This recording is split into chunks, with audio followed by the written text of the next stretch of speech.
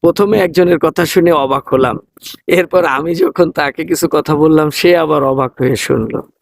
সে বলছে, "আজকালকার দিনে কি হয়েছে? কিছুদিন আগেই যারা বলতেছিল আপনি ছাড়া কোনো উপায় নেই। আপনাকে নিয়েই আমাদেরকে সবকিছু চলতে হবে। আপনার পাশে আছি। আজকে তারা কোথায় হারিয়ে গেল?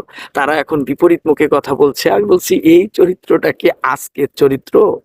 মুনাফিকি চরিত্রটা কি আজকের চরিত্র?" দেখেন রাসূল সাল্লাল্লাহু আলাইহি ওয়াসাল্লামের সময়ও অনেকেই আসতো। এসেই বলতো, "ইয়া রাসূলুল্লাহ, আমরা সাক্ষ্য দিচ্ছি যে নিশ্চয়ই আপনি আল্লাহর রাসূল।"